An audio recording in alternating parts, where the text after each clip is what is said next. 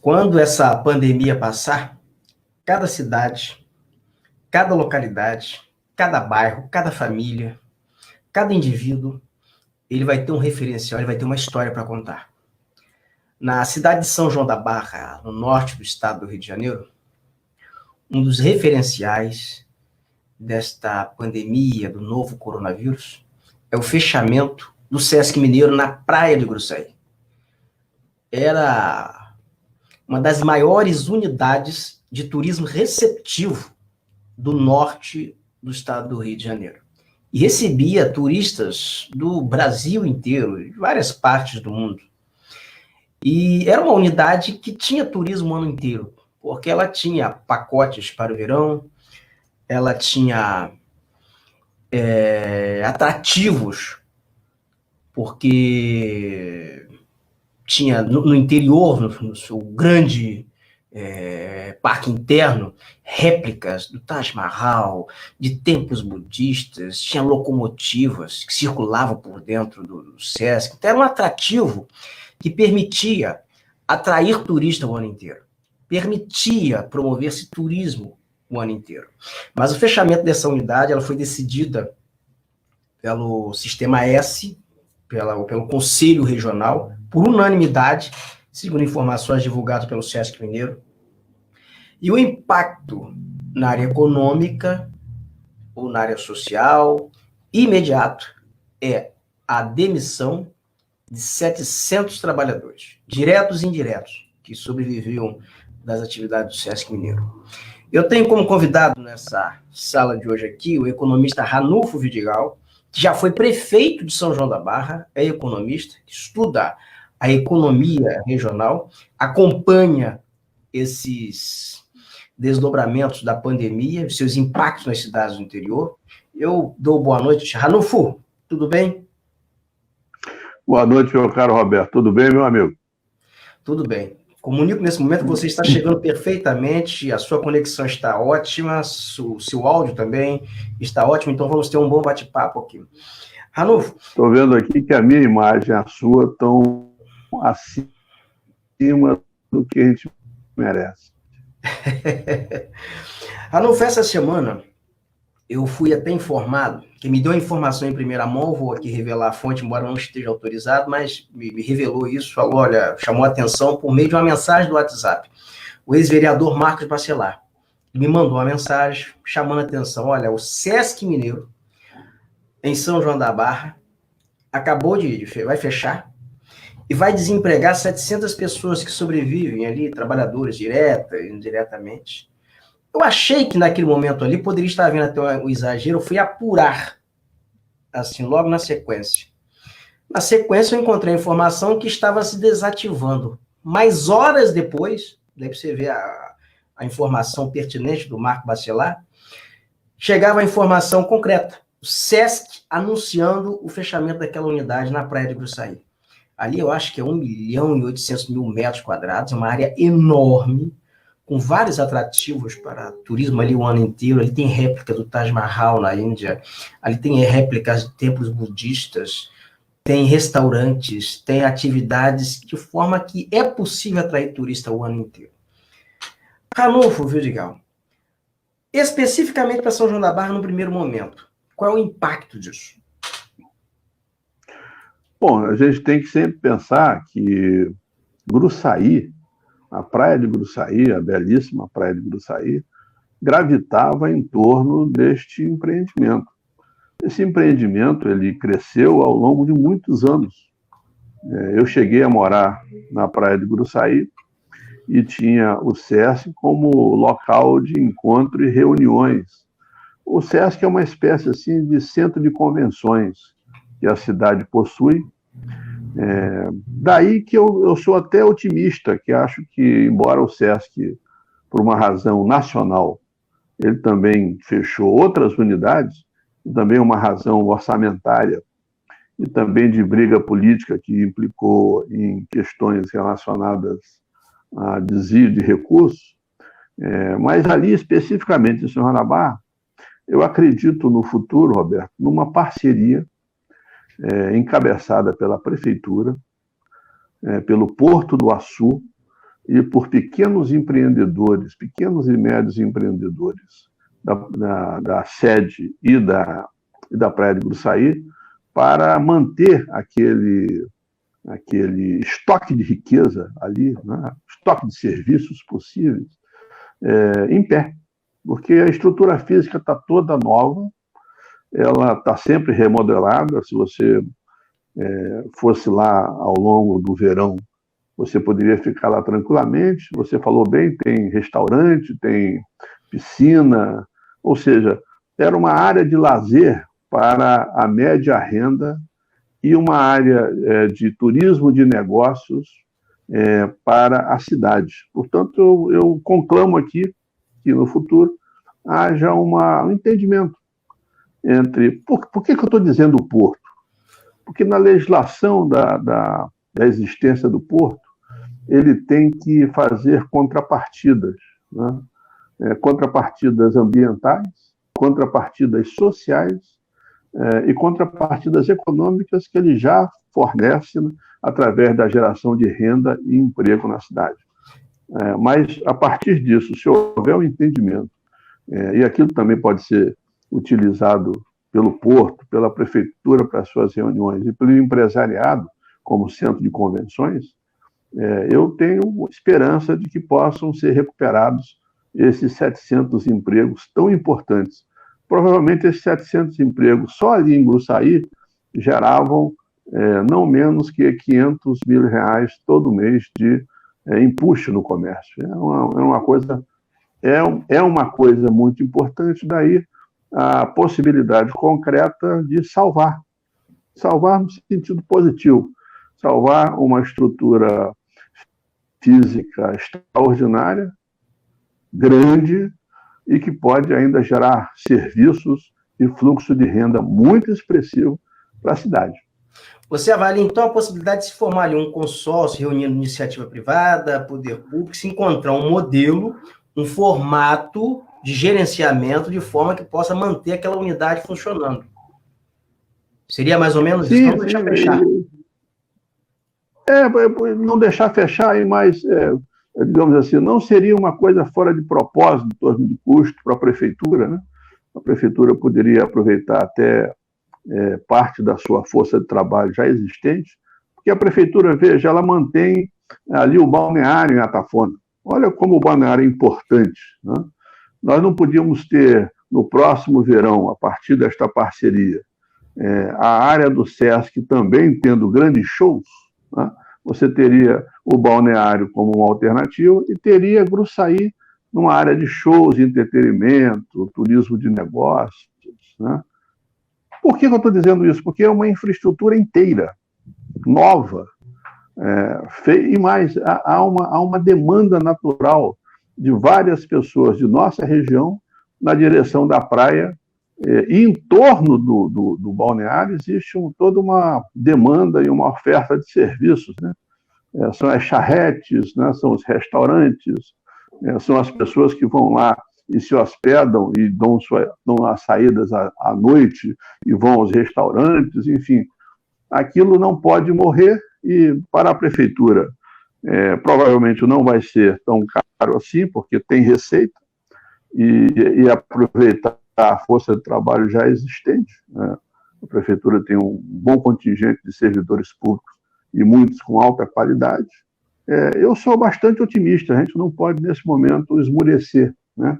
As saídas estão aí, os desafios estão aí para nós, e aí os homens públicos, o setor empresarial e a capacidade de articulação pode ser vencedora nisso aí. Ranulfo, a gente está falando de São João da Barra, mas há um impacto sobre o setor turístico em escala global. A gente conversava há pouco tempo internamente ao telefone e você observou muito bem, olha, a Disney nos Estados Unidos, que é a grande meca de atração turística no mundo, né? Uma das, ela teve uma queda de 90% no fluxo de passageiros, porque a pandemia, no fluxo de turistas, né? Perfeito. Porque nesse período de pandemia, primeiro que a circulação de pessoas entre países, elas está em estaca zero. Ninguém está viajando. Segundo, que o próprio setor turístico, em escala global, já tomou um tropeção. As empresas aéreas estão em ponto de falência, todo mundo pedindo socorro aos seus respectivos governos para que não falir, para não quebrar. Então, São João da Barra é uma referência que nós estamos buscando aqui, porque está muito pertinho, né? É uma referência aqui em nível local. Mas, nesse momento, nós temos também uma retração no turismo, na região dos lagos, que é uma importante fonte de receita para Búzios, para Cabo Frio, uma série de cidades das ostras, Arraial do Cabo. Então, é uma situação que afeta, na verdade, a todos. No pós-pandemia, o que se espera nesse ambiente todo é uma retomada. É que essas cidades que sobrevivam do turismo, que haja uma retomada, se não imediata, mas pelo menos a médio e a longo prazo. A pergunta que eu lhe faço é a seguinte: essas cidades, haverá algum case de cidade que sairá do fundo do poço isoladamente, ou a saída, a retomada, ela vai passar por decisões consorciadas, como você propõe para o caso específico, para a gestão consorciada no Sesc Mineiro? O consórcio, a união dos municípios, o planejamento conjunto dos municípios vai ser uma obrigatoriedade. Porque nós estamos diante de uma questão, Roberto, que é o seguinte: a chamada economia da aglomeração, né, ela vai ter que ser repensada. O que eu quero dizer com isso? Os cinemas, eu sou um cinéfilo, você é um cinéfilo. Ora, a gente vai ter muita dificuldade, enquanto não houver uma vacina superando esta pandemia, de ir a um cinema com tranquilidade, né? Então, da mesma forma que o cinema vai ter que repensar o seu aspecto, o sistema de transporte público do país, de nossa região, de nossas cidades, terá que ser repensado. Não vamos ter a chance mais de um sistema de transporte onde todo mundo esteja ensanduichado nos ônibus, na ida ao trabalho e na volta do trabalho para casa, né? Outra coisa importante: a tecnologia está permitindo o chamado home office. Há algum tempo atrás, era impossível esse nosso programa aqui ao vivo para tanta gente que nós estamos falando para a nossa região, estamos falando para o país, estamos falando para o mundo, sem essa tecnologia. A tecnologia já permitiu o trabalho em casa. Ora, se eu vou trabalhar mais tempo em casa, muito do estoque e de oferta de prédios para administrações, eles ficarão ociosos, né? Portanto, temos que pensar um novo tipo de uso do espaço urbano, do estoque de imóveis existentes, e temos que partir para as economias do tempo livre associados a locais ventilados. Essa é uma questão fundamental e importante. Outra questão importante, a questão da saúde pública. Todo final de pandemia, e assim foi no século passado com a gripe espanhola, ela depois da sua superação, ela gerou novos métodos de higiene, novos aportes de recursos em saúde pública e privada, e novos procedimentos. Então, isso envolve investimento, emprego e renda, porque nós vamos ter que ter profissionais da área de saúde, tanto médico, quanto enfermeiros, quanto outros tantos, organizando o dia a dia de uma forma diferente. Portanto, digamos assim, vamos ter uma lição de casa para todos nós. E essa lição de casa, evidentemente, ninguém vai conseguir sair sozinho ou resolver o seu dilema sozinho.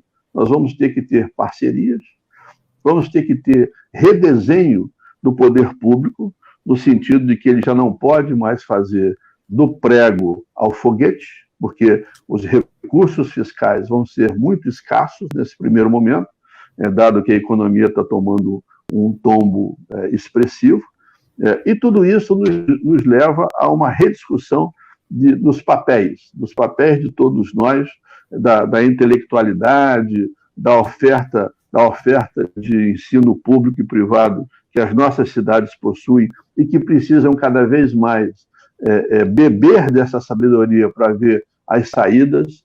Enfim, é um redesenho e um desafio, mas como eu acabei de citar ali há pouco, a solução possível para o SESC, outras soluções possíveis vão surgir ao longo do processo, na medida em que a nossa região, o que ela tem de melhor é capital humano.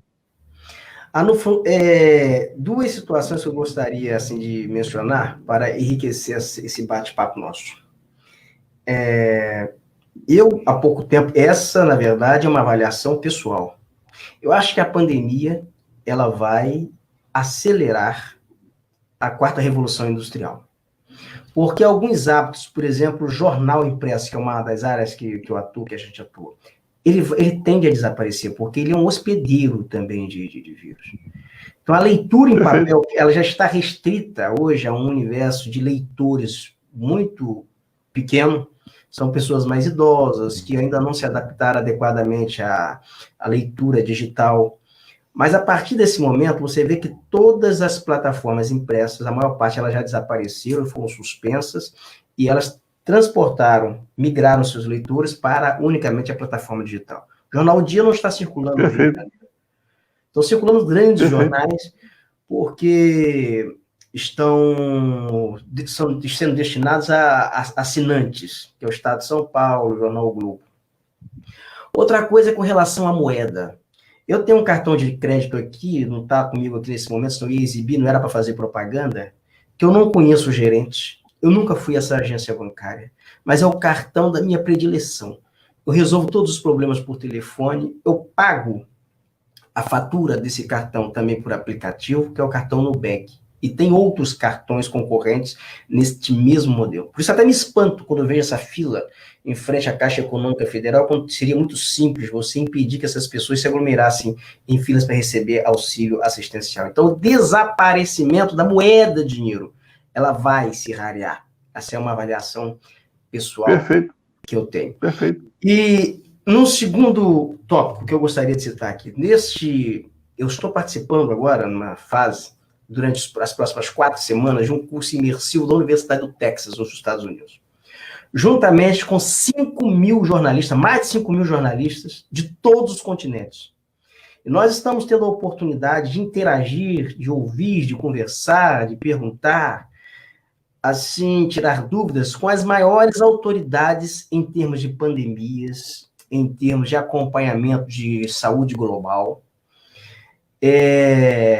Um dos professores que eu vou citar aqui, um dos que nós interagimos essa semana, foi o doutor Michael Hostom, que é um especialista da Universidade de Minnesota, nos Estados Unidos, uma das maiores autoridades, um dos maiores infectologistas do mundo, pesquisador. Então, o que ele estava citando, o que ele estava esclarecendo? Primeiro, quem disser que conhece essa pandemia, qual vai ser, quando ela vai acabar, quando se vai inventar uma vacina para isso, está falando mentira.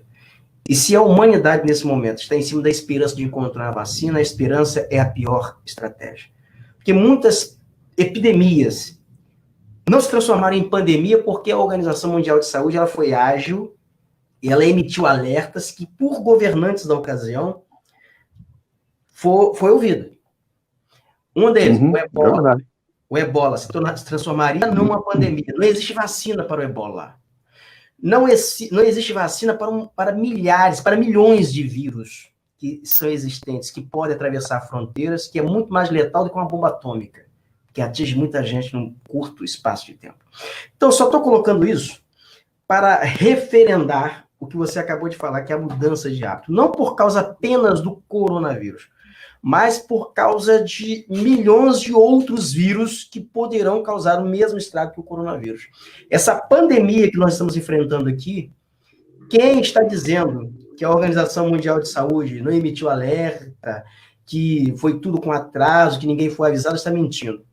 Há 3 anos que a Organização Mundial de Saúde, aqui no curso, eu tenho todos os PDF, tenho todos os documentos, ela está emitindo alertas que havia risco de uma pandemia e os países estavam reduzindo recursos para pesquisas, reduzindo recursos para organismos internos, organismos internacionais que atuam nessa área. Bill Gates que criou uma fundação junto com a esposa, a Fundação Bill Gates.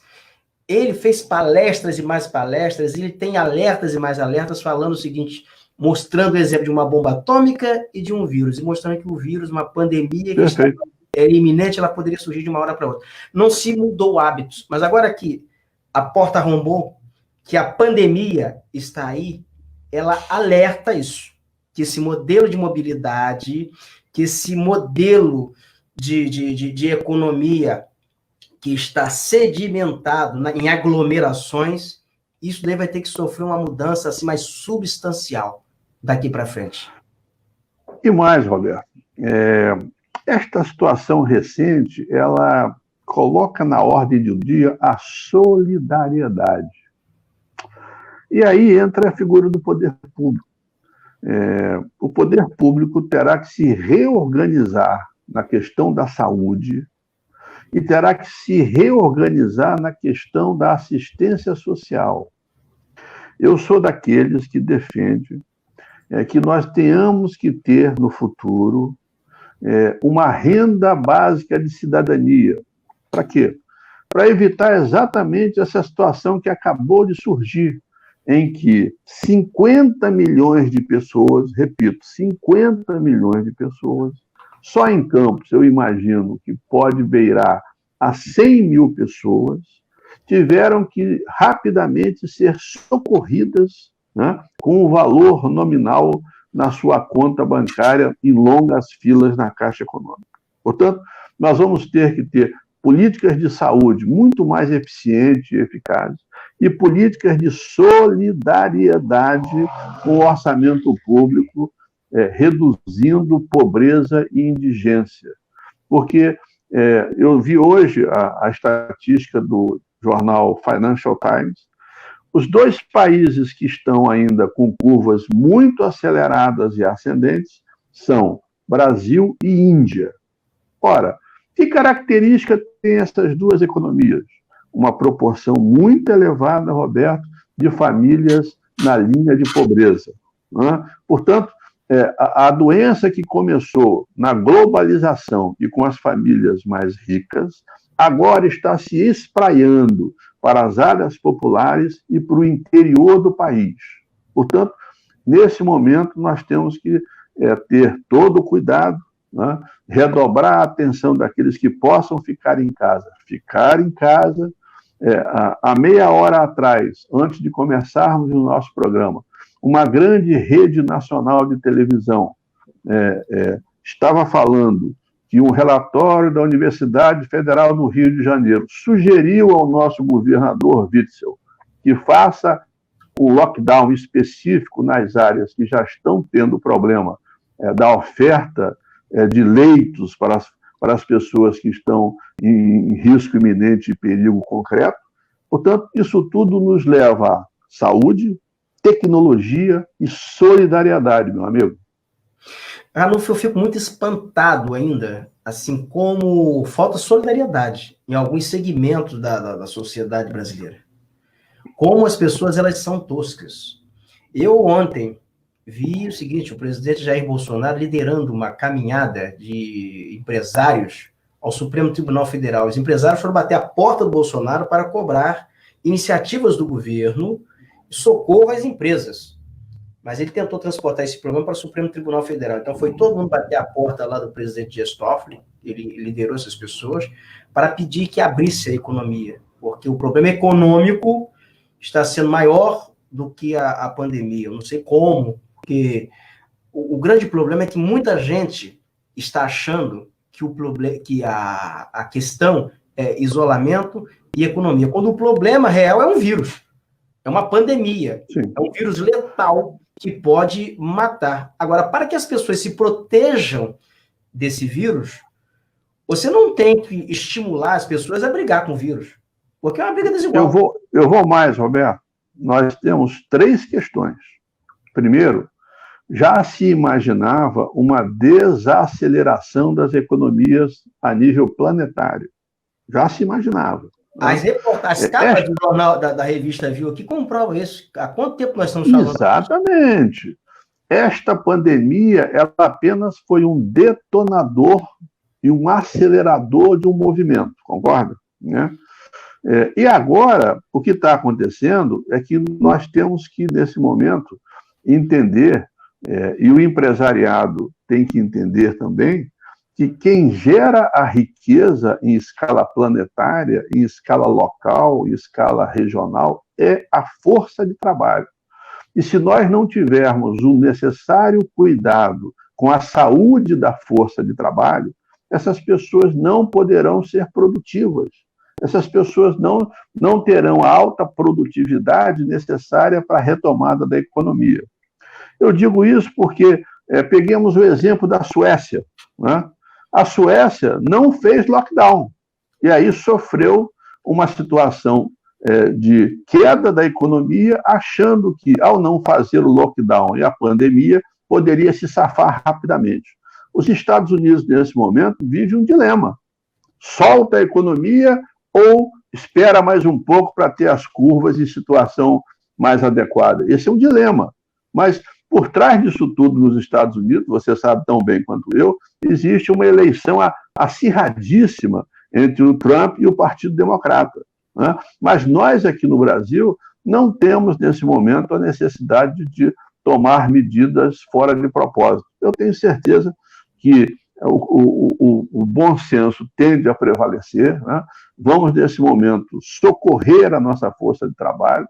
Se, porventura, o Estado tiver que injetar liquidez e dinheiro para que as pessoas possam receber nas suas casas, enquanto não puderem produzir o mínimo necessário para que possam pagar suas contas mais urgentes, o Estado tem que fazer, porque é assim que as economias estão internacionalmente resolvendo esse dilema. O problema é que o Estado brasileiro não quer arcar. O Estado brasileiro acha que salvar vidas é gasto, é custo. Então, quer empurrar a sua responsabilidade de ter que custear o isolamento necessário, as medidas necessárias para o cidadão comum, que é o empreendedor individual, que não tem nenhuma garantia de trabalho se não for para a rua trabalhar. Porque o empreendedor, sim, o cara que trabalha na economia informal, se ele não estiver na rua no dia a dia, ele não faz dinheiro para casa. Concordo plenamente. É uma covardia colocar essa pessoa dentro de casa e não lhe dar o suporte para sobreviver dentro de casa. O que o Estado tinha que fazer é o que algumas prefeituras até estão fazendo. Niterói está fazendo, Maricá está fazendo, é garantir o salário dessas pessoas. Agora, quem pode fazer isso não é o Estado, não é a prefeitura. Quem pode fazer isso é o governo federal, porque tem condições de emitir moeda. Tem condições. Exatamente. De endividamento. Não? Exatamente. E mais, só para quem está nos assistindo agora ter a exata noção do que eu estou falando. Cada indivíduo que recebe R$600 deste auxílio emergencial de 3 meses, se fizer uma simples conta de quanto já gastou de impostos pagando nos seus bens de primeira necessidade, na gasolina, em todos os outros, ele vai ver que esse dinheiro que está voltando agora, ele já pagou ao Estado há muito tempo. Portanto, é um direito do cidadão. O Estado não está fazendo nenhum favor quando injeta R$600 na conta do informal. O informal já gerou essa riqueza e esse imposto para o Estado há muito tempo e por muitas vezes mais do que está recebendo de volta. Portanto, essa é a questão básica. Quem gera riqueza numa sociedade é o trabalho. E se quem gera riqueza numa sociedade é o trabalho, o trabalhador precisa de saúde para poder voltar a produzir com qualidade e, consequentemente, retomar a economia em novas bases. Ranulfo, existe também uma situação que é de se colocar. Quem aprovou o auxílio emergencial, isso não foi uma iniciativa individual do governo. Isso foi a fórceps. A Câmara dos Deputados aprovou, o Senado manteve a aprovação, aprovou também, e o governo foi obrigado a fazer. Porque se esperasse a iniciativa do governo, o governo não iria fazer. E mais, diante destas curvas aceleradas de contaminação que nós já estamos vendo, alguns deputados já colocaram na pauta da Câmara de Deputados uma extensão desse benefício caso a economia não volte a tempo a funcionar. Já está pensado isso. Pelo menos mais 3 meses, pode ser que nós tenhamos que ter essa necessidade. Por um motivo muito simples, Roberto. Quem tem fome tem pressa. Né? E, portanto, nós temos que, nesse momento, ser solidários. Outra questão também que precisa, aí os parlamentos têm que se organizar e debater. Na Assembleia Legislativa do Rio de Janeiro, chegou a entrar em pauta um projeto de lei suspendendo o pagamento de mensalidades escolares nesse período, ou reduzindo em 30% ou suspendendo. Porque se a criança não está indo para a escola, se a criança não está tendo aula e o professor recebe por hora aula e não tem aula por meio de plataformas digitais, por que a escola vai cobrar a mensalidade todo mês? Se ela não está tendo gasto de água, não está tendo gasto de luz, as crianças estão em casa. Ou se você vai dar aula por meio da internet, por meio de uma plataforma, você vai abater a sua mensalidade. Agora, se você não vai dar aula em hipótese alguma, se você não está dando material, como é que você vai cobrar mensalidade? As escolas particulares fizeram uma pressão em cima do senhor presidente da Alerj, vou dar o nome dele aqui, que é o André Siciliano, e ele covardemente tirou o projeto de pauta. Aceitou a pressão dos donos de escolas particulares. E está uma guerra, porque você não sabe se paga mensalidade, a escola está cobrando, e como isso vai ficar depois. Outra situação que a Alerj aprovou no estado do Rio de Janeiro corretamente, suspendendo o corte de energia e de água. Pois bem, ninguém está pagando água e energia, e alguns pagou de pagar, um monte de gente parou de pagar, porque é uma conta cara. Conta de água e conta de energia nesse país, depois que foi privatizado, isso virou uma roubalheira só. Porque concessionária, ela faz o seguinte, ela espera um cochilo seu ou tenta te roubar de olhos abertos. Aí eu incluo todas. Resultado, as contas estão se acumulando. Em algum momento essas contas serão cobradas. E quem não pagar? Vai acabar a pandemia. Então, o parlamento brasileiro, o Ranulfo, nesse momento, com raríssimas exceções, e com algumas exceções, pelo menos em âmbito estadual, mas estão prestando, em âmbito municipal, alguns, estão prestando um desserviço nesse período da pandemia. Alguns se acovardando, se omitindo, com todo mundo em casa, debaixo da coberta, e outros aceitando pressões setoriais e prejudicando o conjunto da sociedade. Roberto, você colocou uma questão importante. Água e luz são o que nós chamamos em economia de monopólios naturais. Né? Monopólios naturais são aqueles em que ninguém tem chance de sair. Ou eu compro água da concessionária X, ou eu fico sem água. Ou eu compro energia elétrica da concessionária Y, ou eu fico sem luz. Portanto, digamos assim, como você privatizou esse monopólio natural, você agora está diante de um dilema, né? Que esse monopólio natural exige uma certa taxa de lucratividade. Taxa de lucratividade essa que vai despencar, já despencou com o nível de inadimplência que você acabou de falar. Esse vai ser um dilema a ser resolvido no futuro pelas agências reguladoras e pelo poder público e por todos nós, porque nós queremos continuar com serviços com mínimo de qualidade. Agora, como é um monopólio natural, nós vamos ter que ter o que eu chamaria de uma grande moratória entre a população e esses serviços que vão se remunerar numa taxa adequada, mas num tempo longo para frente. Eles não vão poder, da noite para o dia, recuperar este momento em que todo mundo ficou sem renda, concorda?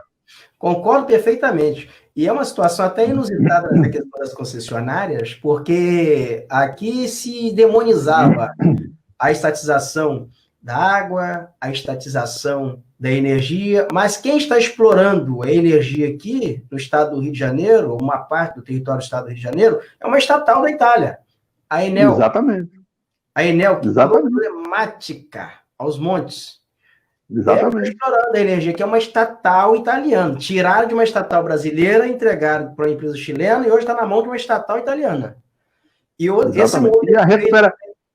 a recuperação dos lucros desses monopólios naturais, né, desses grandes grupos, não poderá voltar da noite para o dia.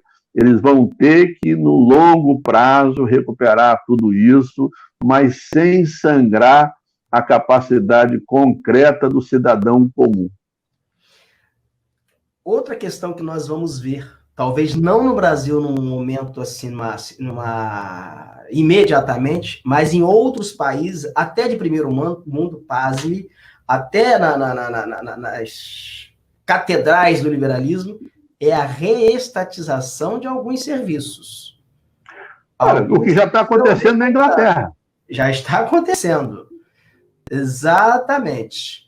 Porque todo mundo gosta do Estado bonitinho, todo mundo é contra, todo mundo prega o Estado mínimo, mas quando dá dor de barriga, todo mundo vai correndo para cima do Estado, querendo dinheiro do Estado, né? Faria pouco, a economia de guerra, que acabou de ser aprovada ontem no Congresso, né?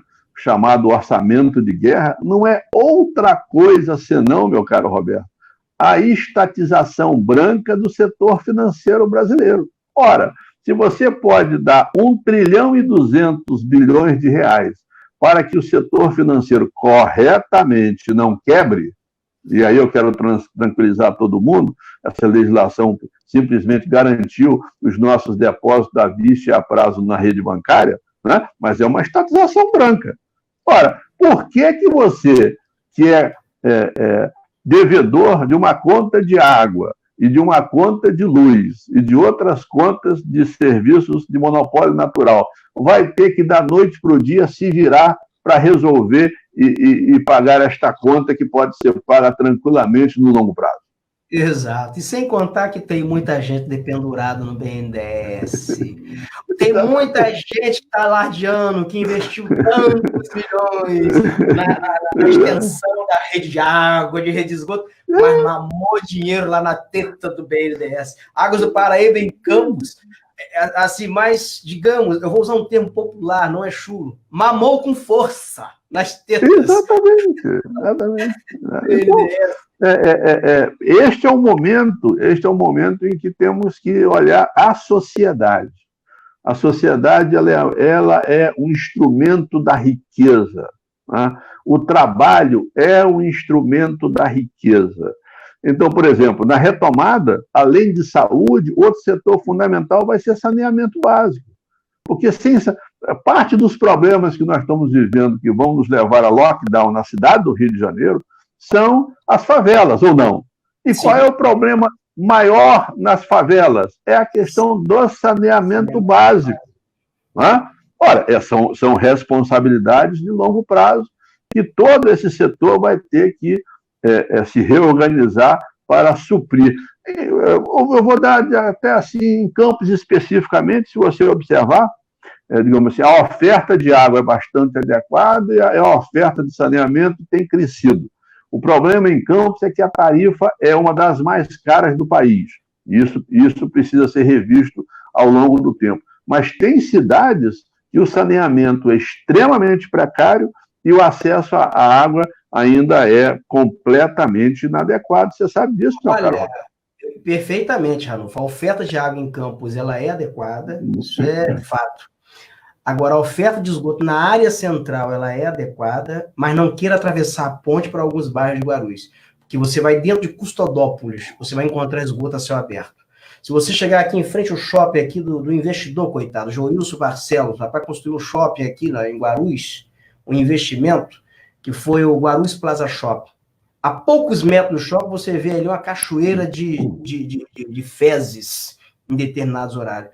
Por quê? Porque o investimento que se fez na rede coletora foi de forma inadequada, jogaram um monte de bairros numa mesma rede coletora, não previram uma densidade demográfica maior, que se a região fosse crescer numa velocidade tão grande. Eles não previram, ou não se ativeram a isso, que estava crescendo demograficamente de uma forma muito acelerada. Então, o resultado, essa rede, ela não suporta a quantidade de esgoto que ela absorve diariamente. Então, é vazamento, é uma vergonha. Então, são coisas que têm que ser revistas. Vai ter que haver reinvestimento para readequar esse sistema de esgoto que foi implantado em alguns bairros. Eu estou dizendo uma situação de campo. Perfeito, Roberto. Perfeita a sua avaliação. a retomada ela terá que ser necessariamente pela taxa de investimento em infraestrutura. Infraestrutura econômica, infraestrutura ambiental e infraestrutura social. Leia-se, saúde pública e assistência social aos mais humildes. Daí eu reiterar que teremos que ter uma renda básica de cidadania adequada, nada fora de propósito, nem fora da realidade concreta do país. O país não pode pagar uma renda, né, a milagre, mas também não podemos deixar passar por esse susto que estamos passando nesse momento, das pessoas saírem às pressas das suas casas, enfrentarem filas enormes para poder pegar o dinheirinho necessário para comprar comida e pagar aquilo que é mais emergencial, meu caro. Ranulfo, eu até gostaria de aproveitar esse gancho que você deixou aqui, lembrar as pessoas que as pessoas, a partir de um smartphone, elas não foram informadas sobre isso, elas não podem ser responsabilizadas por estar em fila de banco. Mas ela tem um passo a passo que, a partir do smartphone, ela pode receber o dinheiro do auxílio emergencial, não precisa ter conta na Caixa Econômica, é só ela baixar o aplicativo Caixa Tem. Dali ela pode transferir o dinheiro para a conta de um parente na Caixa Econômica Federal. Esse parente vai lá, saca, ou empresta o cartão, a pessoa compra com o cartão do parente. Então, é uma forma de simplificar. Há casos de pessoas que conseguiram até transferir para a conta, por exemplo, da mãe, do irmão, do marido, do pai, para outro banco, uma outra instituição bancária que não seja a Caixa Econômica Federal. Tem uma matéria... Evitando essa aglomeração, e uma matéria, inclusive, que eu li com detalhes no portal Viu, de muito boa qualidade, feita por você. Exatamente. Então, só para orientar as pessoas que tem essa matéria, ela está disponível lá no portal, e as pessoas podem acessar e podem acompanhar ali e fazer o passo a passo. E para testar, eu pedi que alguém fizesse, uma pessoa fez, deu certo, ela recebeu o auxílio, não precisou entrar em fila de banco. Agora, as pessoas, elas infelizmente não estão sendo informadas sobre isso. Eu quero aqui parabenizar publicamente o prefeito de Macaé, doutor Aloysio, que a Avenida Rui Barbosa em Macaé, Ranulfo, é uma avenida central, no centro de Macaé, como calçadão em campos aqui dos Goitacazes, é como, por exemplo, o centro do Rio de Janeiro, ali na Cinelândia, é um lugar muito frequentado, muita gente. É o principal ponto comercial de Macaé. A agência da Caixa Econômica Federal, na Rui Barbosa, tinha filas quilométricas, estava com filas quilométricas, as pessoas chegando à noite para tentar receber o auxílio no dia seguinte. O doutor Aloysio, ele se sensibilizou com aquilo, ele providenciou barracas, ele colocou cadeiras, ele ordenou, pediu que a prefeitura ordenasse, organizasse aquelas pessoas, ele dando um mínimo de dignidade, servindo água àquelas pessoas. Eu tenho aqui a ligeira impressão que serviu até lanche, durante a madrugada em que essas pessoas ficavam na fila. Então, eu quero assim, prontamente, porque a gente não viu isso em todo lugar. Não foi em todo lugar que a gente viu os gestores agirem com essa sensibilidade. Alguns porque não tiveram condições. Perfeito a sua observação, Alberto. Você vai numa cidade como Campos, você tem 4, 5 agências da Caixa Econômica Federal, que é um negócio incontrolável. Mas Macaé, falando aqui de uma agência da Caixa, que centralizou esses pagamentos, lá a prefeitura teve condições de fazer isso. Eu vou dar uma parcial aqui, Ranulfo, de hoje, caso confirmados de óbitos, 9.146 óbitos no Brasil hoje por coronavírus. Com uma curva ascendente e fortemente ascendente. Ascendente, 6,8% de letalidade. No Rio de Janeiro são 14.156 casos. Por isso a UFRJ sugeriu no estudo o lockdown. São Paulo, 39.928. Então, esses dois estados aqui, eles são, nesse primeiro mês, são os dois epicentros do coronavírus no Brasil. São Paulo e Rio de Janeiro. Então, vai mostrando que realmente medidas elas têm que ser adotadas. Vamos aqui, alguns comentários aqui. Infelizmente, temos um presidente que odeia o povo. Ingrid, vamos aqui mais comentários aqui, o pessoal vai... Eu quero dizer que aqui tem muita gente que comenta nas plataformas, porque essa live, ela na verdade é transmitida não só na página do Portal Viu, mas também no blog RB, que tem muitos seguidores, nas minhas páginas pessoais, em outros grupos, em outras páginas classificadas. Então as pessoas que estão comentando, por exemplo, na página LX Campos, eu não tenho condições de ver esse comentário aqui. Eu vou ver em outro momento, que de alguma forma eu vou ter acesso. Mas nesse momento aqui imediato eu não consigo ter acesso. Então o pessoal de Rio das Ostras, de Macaé, que estão comentando em outras páginas, vem para a rua Macaé, só para alertá-los, eu não consigo ver os comentários que estão sendo postados lá, eu só consigo ver o comentário que está sendo postado na página do Portal Viu. Mas vamos aqui ao designer gráfico Alessandro Moraes. Boa noite, querido. Boa noite, Alessandro. Vamos ao Ricardo Alessandro da Pecuária, no bairro aqui em Campos. Vamos ver o boa noite, Ricardo de Carapebus, Ricardo Corrêa Silva, da cidade de Carapebus. Vamos aqui ao nosso querido Tiago Teixeira. Bolsonaro disse que fará churrasco para uns 30 convidados no sábado. A fonte Poder Econômico. 30? Churrasco? Eu ouvi bem.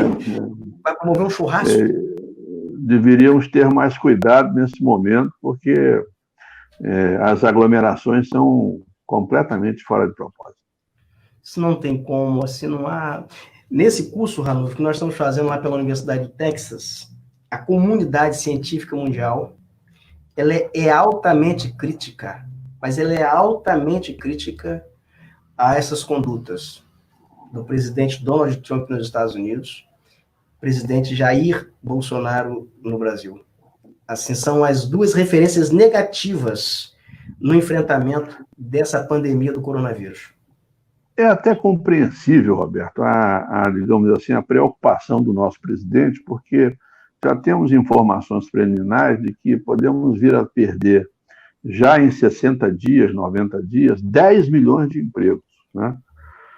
Mas, digamos assim, se a economia e se a saúde das pessoas não tiver um mínimo de confirmação e capacidade que as pessoas fiquem seguras, esses 10 milhões vão se transformar em 30, 40, porque a economia vai retomar e depois vai parar. Só para você ter noção, Roberto, os shoppings que abriram no interior de São Paulo, eles estão vivendo com entre 50% e 80% de queda de movimento, né? Então, às vezes, não adianta você perder o time, né? Não deixar que as pessoas possam ficar mais seguras para não serem infectadas, abrir a economia para depois ter que fechar. Essa é uma questão extremamente delicada. Eu compreendo a angústia do pequeno empreendedor, eu compreendo a angústia do presidente da República e de outras autoridades, mas essa pandemia, ela veio para, digamos assim, remontar a nossa cabeça e reorganizar a forma até de viver. Ranulfo, eu até compreendo a angústia de todo mundo, estou com você. Assim, eu acho que o pequeno empreendedor, principalmente, o empresário, o cara que tem negócio, o cara que sustenta a família dele, o cara que tem dívidas vencendo, que tem dívidas acumulando, as pessoas que precisam comer, o cara que vende, que tem que vende na rua, o cara que é vendedor de picolé, você imagina? Eu conheço, tem uma senhora aqui que fica na área central, na cidade em que eu moro, ela tá sempre, eu só compro picolé, ela tá lá, compra um picolé de goiaba, e eu converso, ele bato um papo com ela, eu entendo a angústia que essa senhora está hoje sem condições de vender o picolézinho, que garantia uma renda de um salário mínimo por mês, como ela já tinha uma clientela fidelizada, então é compreensível. E a angústia do governante também é muito grande, porque você está vendo uma paralisação da economia.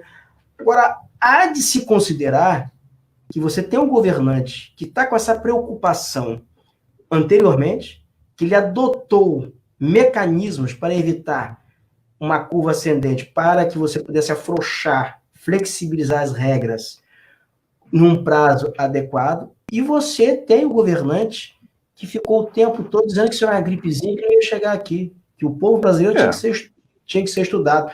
Então, nós temos um governante que, infelizmente, aqui, essa não vai aqui nenhum viés ideológico, mas vai uma crítica de um jornalista que presenciou e que viu e que acompanha a série histórica, o comportamento diante de uma desgraça que estava no quintal dos outros e pulando o muro para chegar ao nosso quintal, e alguém que estava ignorando, dizendo que não ia acontecer nada.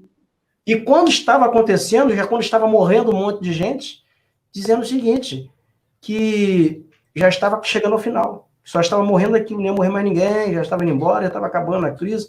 Então foi assim uma sucessão de atos inconsequentes que não se esperava de um líder de uma nação, de um estadista que estava diante de uma guerra. Uma guerra que tem como inimigo um agente muito mais feroz do que uma bomba atômica, como bem expressou o Michael Hostomel, o doutor Michael Hostomel da Universidade de Minnesota, no nosso curso ontem. Que é uma bomba atômica, um vírus que passa e vai numa velocidade muito rápida. Perfeita então, essa avaliação. Então é uma coisa que nos angustia, que angustia você, que me angustia, que me deixa muito angustiado, que angustia cada cidadão que está tendo o seu direito de ir e vir interceptado. Não pode exercer o principal direito, caramba. Pode sair de casa, você não pode. Ontem eu estava vendo uma reportagem de uma menina que se despediu da mãe de 93 anos por meio de uma chamada de vídeo, de WhatsApp. A médica botou para falar. A mãe no leito, numa UTI, morreu por Covid. Nós temos 2 colaboradoras do Portal Viu, agora diagnosticadas com Covid-19. Estão dentro de casa. As pessoas saíram do nosso convívio, então a gente está falando, estou mantendo contato, aquela coisa toda, mas as pessoas elas estão angustiadas. Então, assim, é uma angústia coletiva, é uma angústia universal, mas algumas pessoas, elas necessariamente têm que superar a angústia, ou até nas aparências, para liderar quem está angustiado, para dar um norte, para dar uma calmaria, acalmar. Então, é terrível. Perfeita essa avaliação. Nós vamos sair dessa, e para sair dessa, uma outra lição que nós estamos tendo aqui, e nessa semana, no meu artigo de colaboração aqui para o nosso Portal Viu, eu deixei claro a questão de como é que o poder público é importante num momento como esse. Né? Sem o poder público não adianta. Né? O poder público ele é complementar ao setor privado. Né? Ele precisa ser eficiente, ele precisa gastar bem, mas ele é importantíssimo. Nesse momento, a saúde pública, através do Sistema Único de Saúde, nascido ali na Constituição de 88, está mostrando o seu valor, embora tenha perdido, nos últimos anos, 20 bilhões de reais na forma de recursos. Portanto, nesse momento, nós temos que valorizar os nossos profissionais. Temos médicos de altíssima qualidade em nossa cidade, em nossa região e em nosso país, e tantos outros profissionais da área de saúde que estão, nesse momento, se desdobrando e salvando vidas. Isso é muito importante para a gente registrar do quanto o nosso país possui gente de qualidade. Eu quero aqui lembrar, Ranulfo, que você foi prefeito de São João da Barra, cidade do norte do estado, que ainda não tinha porto, né? Era uma cidade aqui litorânea, uma cidade que vivia da pesca. E uma das coisas que notabilizou, porque eu fui repórter naquela ocasião, cobria, que notabilizou o seu governo, foi o investimento na área social. Talvez ali foi um marco na história de São João da Barra. Ela passa a conhecer programas sociais efetivos, ela passa a conviver com isso a partir do seu governo. Foi em 92, né? Exatamente. 92. Uma pesquisa que eu tenho ainda feita pelo IPEA, mostrou que ao longo do meu mandato e depois dos governos subsequentes, que também trabalharam muito bem, houve uma queda da pobreza e da indigência no município. Embora o município ainda fosse um município de baixa renda, a pobreza e a indigência, a partir do meu mandato, e depois seguido por todos os outros prefeitos, foram caprichosos também nessa questão, ela se reduziu de modo tal que na pesquisa de 2015, a indigência e a pobreza na cidade, que é o último dado disponível, não estava acima de 3%, o que é uma coisa bastante razoável, quando há 30 anos atrás chegava a ter 30%, 25% de pobreza e indigência. Mas isso foi um trabalho que eu comecei e que foi seguido por todos aqueles que me sucederam. Eu tenho certeza disso. Ah, que beleza, sinal de continuidade. Ó, tudo que você precisa saber para receber o auxílio emergencial. É a matéria Isso aí, muito boa essa matéria. Se referiu aqui no Portal Viu, e tem aqui também uma mensagem do Tiago Teixeira. Segundo Datafolha, para 51%, Bolsonaro mais atrapalha do que ajuda no combate ao coronavírus. Isso é uma pesquisa do Instituto Datafolha. Né? Mas aí, Roberto, eu quero destacar uma questão para você. As questões os problemas se resolvem na cidade. Portanto, quem tem importância fundamental nesse momento é o prefeito e o vereador, né? Porque são eles que são conhecidos pela população, né? Às vezes as pessoas ficam imaginando soluções sofisticadas vindas de Brasília, né? Elas são importantes, porque Brasília pode emitir dinheiro, né? Mas as grandes questões, eu volto a dizer, elas estão no âmbito local. Se as políticas sociais ficarem melhores, se as políticas de saúde ficarem melhores, se as políticas de capacitação ficarem melhores, a população vai sobreviver com muito mais qualidade de vida. É muito importante, nesse momento, a figura do médico, do dirigente municipal e dos profissionais que estão, nesse momento, salvando vidas. Perfeito. Ranulfo Vidigal, economista, obrigado aqui pela sua participação nessa live aqui. A gente até passou um poucão nessa live aqui, mas porque o tema é muito instigante, as pessoas aqui participando. Essa live eu quero lembrar a todos que vai ficar aqui gravadinha, vai ficar aqui na plataforma do Portal Viu, também nas minhas páginas lá, Roberto Barbosa Jornalista, e ela também vai para o canal Viu. Ela vai ser editada, vai lá para o canal Viu no YouTube. Aliás, eu quero agradecer a todo mundo que está entrando na página do YouTube, lá os comentários, lá o último comentário, o penúltimo nosso, passou de 5.000 visualizações, muitos comentários, dezenas de comentários. Então, nós já estamos chegando a mais de 2.000 seguidores no YouTube, a plataforma que a gente começou, na verdade, a usar intensamente agora, mas está crescendo pra caramba também. Quero agradecer a todos aí o carinho. Ranulfo, muito obrigado, boa noite para você. Roberto, um excelente final de semana para todos os seus, todos que estão nesse momento conosco. Reiterar, tenha cuidado, fique em casa, tenha calma, né? E nós vamos com certeza superar tudo isso na base da solidariedade. Perfeito, Ranulfo, muito obrigado, um grande abraço.